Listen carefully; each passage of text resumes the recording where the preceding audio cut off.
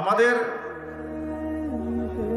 দুনিয়ার জীবনে আমাদের হায়াত কত হতে পারে? সর্বোচ্চ 60 থেকে 70 বছর অথবা 100 বছর, তাই তো?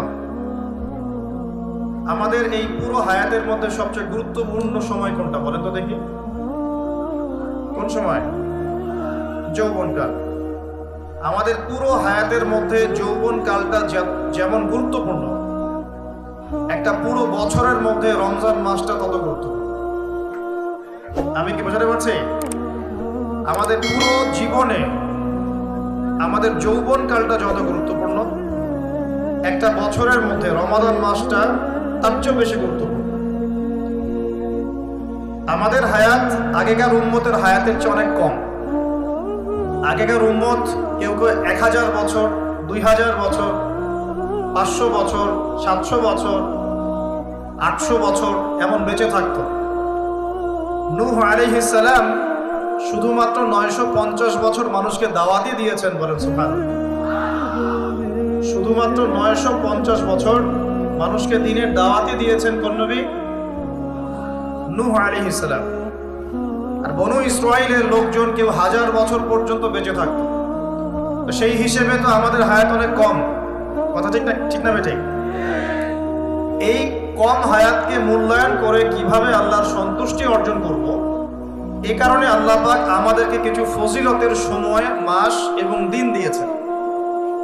কিছু ফজিলতের সময়, ফজিলতের মাস, ফজিলতের দিন দিয়েছেন, যাতে করে অল্প সময়ের মধ্যে আমরা বেশি নেকি অর্জন করতে পারি, আলহামদুলিল্লাহ। ঠিক সেরকম একটা অনবদ্য মাস হচ্ছে কি ভাই? রমাদান। প্রশ্ন হচ্ছে, রমাদান মাসের রোজা ফরজ হলো কবে থেকে? উত্তর কে দিতে পারবে? দেখি অডিয়েন্সের মধ্যে। আলেম ওলামারা? মেরাজ থেকে না, উত্তর ভুল। অডিয়েন্সের মধ্যে কে বলতে পারবেন রমজান মাসের রোজা কবে ফরজ করা হয়েছে? আজকে বাংলাদেশের সাথে কে ক্রিকেট খেললো? তোমাদের দ্বারাই হবে। তোমাদের দ্বারাই দেশ এবং জাতির ভবিষ্যৎ নির্মিত হবে ইনশাআল্লাহ, তাই না ভাই? আল্লাহ মাফ করুক। এই হচ্ছে বাস্তবতা, এগুলোই বাস্তবতা। মাঝে মাঝে আমি একটু ফুটিয়ে তোলার চেষ্টা করি আর কি, এভাবে। আপনারাই বুঝতে পারছেন আমাদের ইয়াং জেনারেশন দুনিয়াবি জ্ঞানে অনেক জ্ঞানী, মাশাআল্লাহ। দুনিয়ার এমন কোনো বিষয় নাই তাদের নলেজের মধ্যে নাই। কখন কোন সফটওয়্যার তৈরি হলো আর কি, কখন কোন সফটওয়্যার তৈরি হলো, কোন অ্যাপস চলে আসলো প্লে স্টোরে, কোন ইন্টারনেটের সাইটে কি পাওয়া যায়, হ্যাঁ, কোন বাইক নতুন নামলো মার্কেটে, কোন ফোন আপডেটেড ফোন কোনটা, ভার্সন কি, কোন কোম্পানির, এভরি সিঙ্গেল থিং যেটা এই দুনিয়ার জ্ঞানের সাথে সম্পৃক্ত, আমাদের যুব সমাজ সবার আগে খবর পেয়ে যায়। কিন্তু দিনের জ্ঞানে আমাদের যুবকদের একটা বড় অংশই মিসকিন থেকে যায়। তবে আমরাও চ্যালেঞ্জ গ্রহণ করেছি ইনশাআল্লাহ, বাংলাদেশে কোনো জাহেল যুবক থাকবে না ইনশাআল্লাহ। বাংলার মাটির সমস্ত যুবকদেরকে আমরা দিন শেখাবো ইনশাআল্লাহ। কথিত দিন শেখাবো না ইনশাআল্লাহ, প্রকৃত দিন শেখাবো ইনশাআল্লাহ। কথিত দিন আর প্রকৃত দিন কি? কথিত ইসলাম হচ্ছে সেই ইসলাম যে ইসলাম পালন করলে কোনোদিনও আপনাকে একটা গালিও খেতে হবে না। এটা হলো কথিত ইসলাম। সুরসুরি মার্কা, গোলালু মার্কা, সব তরকারিতেই চলে, এরকম ইসলাম না নবী সাল্লাল্লাহু আলাইহি ওয়াসাল্লাম পালন করেছেন আর না সাহাবীরা পালন করেছেন। আমাদের নবীজিকে মানুষ সারা জীবনে 15টা গালি দিয়েছে। কয়টা গালি? নবী সাল্লাল্লাহু আলাইহি ওয়াসাল্লামের চেয়ে ভদ্র কোনো মানুষ আছে? নম্র কোনো মানুষ হয়? তিনি পুরো মানব জাতির জন্য নিজের জীবনটা বিলিয়ে দিলেন। নবী হওয়ার পরে শান্তিতে ঘুমাতেন না, রাতের একটা অল্প অংশ ঘুমাতেন, আবার উঠে নামাজ পড়তেন।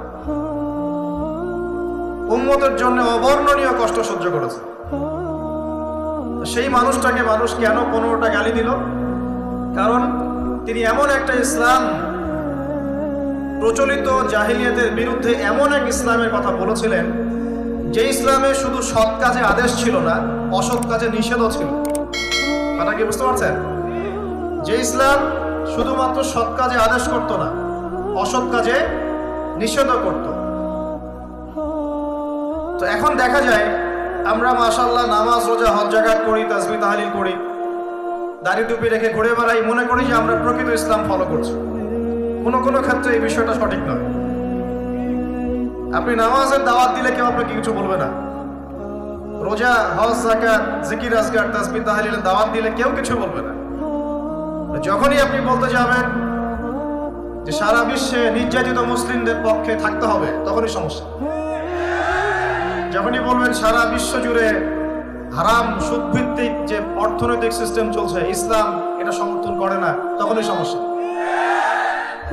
যখন আপনি বলবেন যে আল্লাহ পাকের এই জমিন, আল্লাহ পাকের এই পৃথিবী, আল্লাহ পাকের আকাশ, আল্লাহ পাকের মহাবিশ্ব, এই পুরো মহাবিশ্বে শুধু আল্লাহ পাকের সার্বভৌমত্ব চলবে, আর কারো চলবে না, তখনই সমস্যা।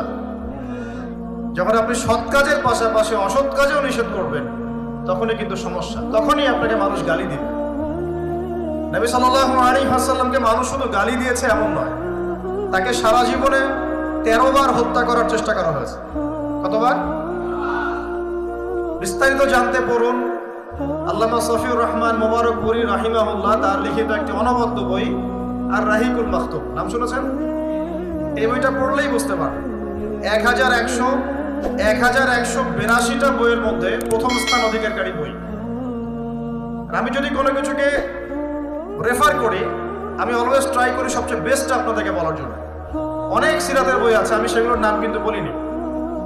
এটার নাম কেন বললাম? কারণ এটা হচ্ছে 1182টা বইয়ের মধ্যে প্রথম স্থান অধিকারী বই। পড়ে দেখতে পারেন রাসূল সাল্লাল্লাহু আলাইহি ওয়াসাল্লাম এত নম্র ভদ্র মানুষ হওয়া সত্ত্বেও কেন মানুষ তাকে এত গালি দিল, এত হত্যা করার চেষ্টা করল? উত্তর একটাই, তিনি কথিত ইসলামের কথা বলেন নাই, প্রকৃত ইসলামের কথা বলেছেন। তিনি এমন এক কালিমা লা ইলাহা ইল্লাল্লাহ এর কথা বলেছেন যে আল্লাহ রাব্বুল আলামিন ছাড়া আর কিছুই চলবে না। আল্লাহ রাব্বুল আলামিন ছাড়া আর কিছুই চলবে না। আমার জীবনের ইন্না সলাতি ওয়া নুসুকি ওয়া মাহইয়ায়া ওয়া মামাতি লিল্লাহি রাব্বিল আলামিন। আমার নামাজ, আমার কুরবানি, আমার স্যাক্রিফাইস, আমার জীবন, আমার মরণ, মানে এর মধ্যে সবকিছু ইনক্লুডেড। আমার নামাজ, আমার যাকাত, আমার তাসবিহ তাহলিল, আমার জিকির আজগার, আমার কোরআন তেলাওয়াত, আমার হজ উমরা, আমার দাওয়াত, আমার দিনের প্রচার প্রসার, দিনের মেহনত, আমার পরিবার, আমার সন্তান, আমার ব্যবসা, আমার অর্থনৈতিক সেক্টর, যত কিছু আছে, আমার জীবনে যা কিছু আছে সব কার জন্য? এটাই লা ইলাহা ইল্লাল্লাহ, যেটা কিছু অংশ মানুষ এখন মানে, কিছু অংশ মানে না। দেখবেন, রাগ না করলে দেখাই, বহু মানুষ আছেন এই রমজান মাসেই ব্যবসা করবেন, তারাবিও পড়বেন, ব্যবসাও করবেন, রোজাও রাখবেন, কিন্তু রোজা রেখেও আপনারা মাপে কম দিবেন। এমন ব্যবসায় নাই? পণ্যে ভেজাল দিবেন, টাটকা পণ্য বলে বাসি খাওয়াই দিবেন, 3 দিনের বাসি তেল দিয়ে রান্না করে বলবেন টাটকা ফ্রেশ। বহু মানুষ আছে এরকম। এদের সংখ্যা কিন্তু কম নয়, আমাদের সমাজেই তারা থাকেন, কিন্তু তারা কিন্তু রোজাও রাখবে, আবার তারাবির নামাজও পড়বে। এখন তার মানে তার চিন্তা ভাবনা কেমন? তার চিন্তা ভাবনা হচ্ছে লা ইলাহা ইল্লাল্লাহ মুহাম্মাদুর রাসূলুল্লাহ মসজিদে আছে, ব্যবসায়িক ক্ষেত্রে নাই। এটা কি ঠিক? নাকি লা ইলাহা ইল্লাল্লাহ সবখানে থাকবে? বহু মানুষ দেখা যায় মসজিদে 5 ওয়াক্ত নামাজ পড়েন, মসজিদে নামাজ পড়েন, কপালে সেজদার দাগ আছে, পায়ের মধ্যে সেজদার দাগ আছে। এমন অনেক মানুষই নামাজও পড়েন, কিন্তু অর্থনৈতিক জীবনে আবার সুদও খান। আছে কি নাই? এক্সওয়াইডেড যে কেউ হতে পারে, যে কেউ হতে পারে। তো এখানে তার থিঙ্কিংসটা কি, তার আদর্শ দর্শনটা কি, তার ফিলোসফি কি? তার দর্শন হচ্ছে লা ইলাহা ইল্লাল্লাহ মসজিদে আছে, আমার চাকরি এবং ইকোনমিক সেকশনে লা ইলাহা ইল্লাল্লাহ পরোয়া করি না আমি।